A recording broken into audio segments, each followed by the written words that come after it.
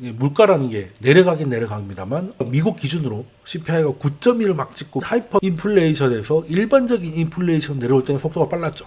9.1, 7점 얼마 뭐 이런 식으로. 근데 3점 얼마 초반에 오니까 어느 순간부터 뭔가 덜컹덜컹 거리기 시작해요. 예전엔 너무 높았기 때문에 내려오는 건 쉬웠어. 어떤 느낌이냐면 부산에서 이제 서울로 가는데 중간에는 고속도로에서 엄청나게 빨리 달리는 거죠. 서울이 점점 다가오면 다가올수록 차량이 늘고 하면서 오히려 속도가 줄어들어서 서울 입구까지 오는데 2시간 걸렸다면 서울 입구에서 집까지 가는 거리는 5분 1도 안 되지만 2시간이 걸리는 그런 일들 굉장히 많이 겪으셨잖아요. 그게 사실 인플레이션, 그러니까 디스인플레이션의 한 모습이에요. 하이퍼 때는 내려오기가 쉬웠다가 쭉 이렇게 내려갔다가 어느 순간 덜컹덜컹 심지어 반등도 한다.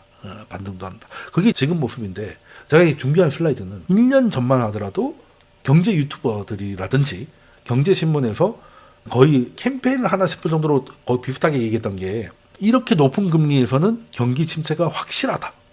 그게 이제 디플레 시절의 마인드로 계산한 거죠. 이 정도 높은 금리는 미국도 견디지 못할 것이다.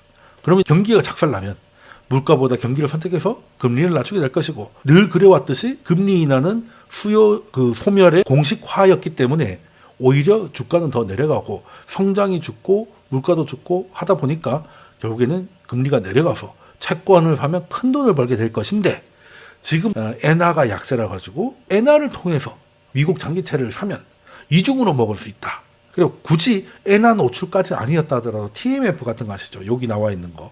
TMF 그 미국 장기채 롱 3배짜리잖아요. 그러니까 금리가 올라가면 이제 가격이 떨어지는 거예요.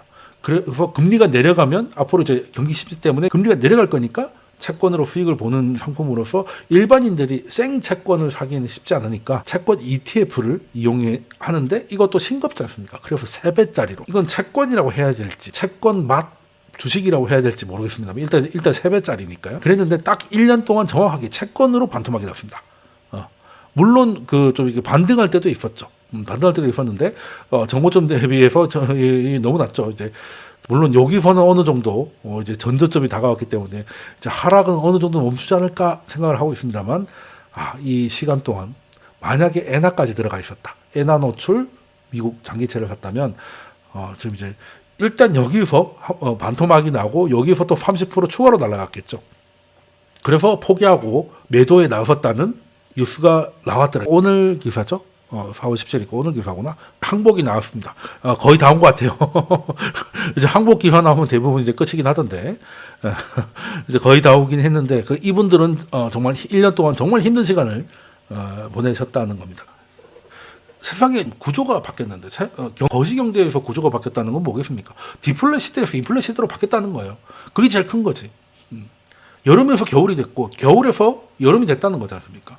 근데 이제 사람들의 인식은 지금까지 주로 살아왔던 뭐 제로금리라던가 제로금리에 가까운 저금리 그리고 그 안보 측면에서는 요즘 간첩이 어딨어? 요즘 같은 때 전쟁이 어딨어? 같은 대평화 시대의 마인드에 그대로 머물러 있지 않는가? 관성적인 사고를 하고 있지 않는가는 좀 생각을 하고 있고 그리고 뭐 좀 금도 최근 많이 오르고 있고 그리고 지금 원달러도 새로운 레벨을 찾아가는 것 같은데 이런 것들 보면 이제 자산들끼리의 상호관계도 많이 깨졌어요. 그러니까 예전에는 유튜브에서든 경제 금리가 올라가면 금리가 상승하면 경기가 작살나고 그럼 결과적으로 금리가 떨어진다. 이 스텝은 너무나 자연스럽고 적어도 2000년 이후로는 거의 틀려본 적이 없는 그런 거였죠. 그래서 채권을 사자. 그리고 너무 확실하다 보니까 기왕이면 3배짜리를 사자.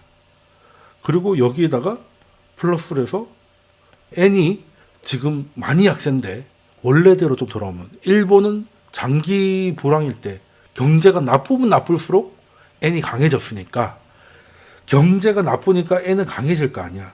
그럼 채권에서 3배 먹고 여기서 엔이 예를 들어 좀 20% 정도 강세로 돌아섰다. 그러면 이제 엄청나게 먹는 거지 않습니까? 이제 이게 너무나 그럴싸한 전략이었는데 지금 거짓말같이 거꾸로 됐지 않습니까? 그러니까 과거의 방식으로 지금 이제 상황이 바뀐 거에 인지를 못하고 장기 플랜을 짰을 때 잘못하면 미국 국채라는 안전자산에서도 그리고 엔화라는 안전통화에서도 거대한 손실을 맞을 수 있다라는 거. 그래서 세상을 너무 필요 이상으로 단정 지으면 안 될 것 같아요. 또 이랬다가 다시 좋아질 수도 있겠지만, 그러니까 여러 변수를 열어놓고 보자는, 열려있는 사고를 해야지. 지금 이제 판이 바뀐 거는 이제 다르게 생각을 해야 되고, 그럼 판이 바뀌면 요때는 어떤 마인드입니까? 요때는 디플레 마인드죠. 글자 참 못 쓴다, 그죠? 자, 인플레 마인드는 어떻게 되겠습니까? 인플레 마인드에서 이제 금리가 내려갈 거냐. 이제 금리가 내려갈 건데, 예전에는 내려가면 디플레 시대에는 수요의 박살이잖아요. 경기 침체 시작이었잖아. 경기가 침체돼서 금리를 낮춰서 부양해야 된다고 연준이 공식 인정한 거잖아요. 그러니까 그때보다 작살이 난 거지. 근데 지금은 어떻게 돼? 인플레 시대에 금리가 떨어지는 거는 구매력이 상승하는 겁니다. 그러니까 인플레니까 동가치가 떨어지는 거잖아. 인플레가 줄어들었다는 건 내 동가치가 줄어드는 속도가 줄었다는 거지. 그렇게 되면 사람들이 실질 구매력이 좋아지니까 지금까지는 못했던 소비를 하기 시작한다면 오히려 경기가 자극이 돼. 근데 그렇다고 해서 디플레 시대 때처럼 재화와 서비스의 가격이 떨어진 건 아니니까 거기서 구매력 향상이 붙어서 매출이 나오면 기업들 입장에서는 과거보다 가격은 좀 높아진 상황에서 다시 수요가 나오는 거잖아요. 그럼 매출이 좋아질 수밖에 없지. 매출은 명목으로 보니까 실질 매출이랑 안 따지잖아. 그죠? 주가도 명목이고. 그러니까 경기가 오히려 올라가. 제가 맨날 말씀드리잖아요. 맥도날드에서 매출이 9% 올랐는데 인플레가 9% 올랐으면 사실상 실질 매출 증가율은 제로잖아. 그런데 그런 말을 하나요? 아니죠. 맥도날드의 매출 증가율이 9%라고 얘기하지. 거기선 인플레이션 계산하지 않는다고. 명목이니까 매출은. 그러니까 사람들이 소비를 거부하고 혹은 하지 못할 수준의 인플레가 아니면 수용 가능한 인플레 범위만 들어오면은, 그래서 금리가 그 내려간 것만큼만 내려간 다음에 경기가 올라가서 오히려 다시금 금리가 튄다. 요거 반대잖아요. 금리가 내려갔다가 다시 금리가 튄 거 아니야. 요건 채권 가격이니까. 그러니까 거꾸로 된 거잖아. 거꾸로. 디플레 시대하고 인플레 시대는 논리 전개 방식이 완전히 다르잖아요. 얘는 음이고 얘는 양이에요. 음과 양인 거지. 완전 반대인 거예요. 반대인 겁니다. 그럼 채권도 물론 어느 정도 정점을 찍었다고 판단하면 들어갈 수 있겠지만 그때는 섣부른 판단을 하지 말고 이럴 때 돈 버는 기업, 주식 중에 퀄리티라고 하죠. 예전에는 돈이 흔할 때는 꿈에 투자했습니다. 제가 가렸군요. 그러면 디플레 시대에는 이지머니가 많았죠. 이지머니. 제로금리니까 돈 땡기기가 좋았잖아요. 어디든 투자하고 싶은 돈들이 많았어. 그럴 때는 크게 꿈을 꿔야죠. 꿈에다가 투자합니다. 인플레 시대는 뭐에 투자해야 돼요? 실적에 투자해야지. 지금 미국의 단기 채권 넣어도 5%는 준다는데 뭐하러 내년에 살아 있을지 없을지 모르는 스타트업에다가 돈을 넣어놓고 노심초사하겠습니까? 그죠? 그러니까 5% 이상은 무위험 수익률 이상을 버는 기업으로 가야 돼요. 그러니까 당연히 실적이 나오는 회사를 가야 되고. 그런데 재밌는 거는 금리가 1%다. 그럼 1% 이상 버는 회사는 한 100개 있었어. 근데 금리가 지금 5%예요. 5% 이상 버는 회사는 10개밖에 안 돼. 자, 경제에서 가격을 높이는 거 가장 확실한 게 뭡니까? 희소성이잖아.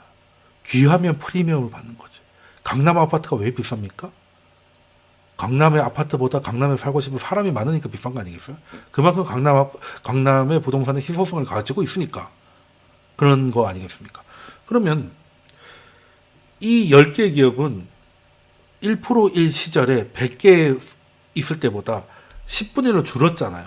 그럼 프리미엄이 더 받습니다. 왜? 금리 이상으로 돈을 버는 기업이 적잖아. 그죠? 옛날에는 금리 이상으로 돈을 매출을 꾸준히 올리는 회사가 이익을 꾸준히 내는 회사가 100개였는데 지금 금리가 5%가 돼가지고 5% 이상인 금리보다 꾸준히 이익을 올리는 회사가 10개밖에 안 돼. 그럼 10분의 1로 줄었잖아요. 근데 시장에 있는 돈들은 거기서 거기란 말이야.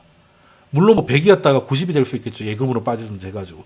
그러면 시장한테는 실적이 귀하니까 실적이 나오는 회사에 프리미엄이 붙는 거예요. 돈 버는 회사가 없으니까. 예전에 꿈에 투자할 때는 꿈꾸는 회사가 주가가 더 좋았지. 꿈을 크게 가져라. 이제는 지금은 뭐예요? 금리보다 돈 더 잘 버는 기업. 걔네들이 몇 개 안 되니까 희소성을 받아서 결국에는 원래보다 더 프리미엄을 받는 거지. 이런 주식을 사고 싶다는 사람들이 몰릴 거 아니야. 그래서 성장이 없을 때 성장주가 더 잘 나갑니다.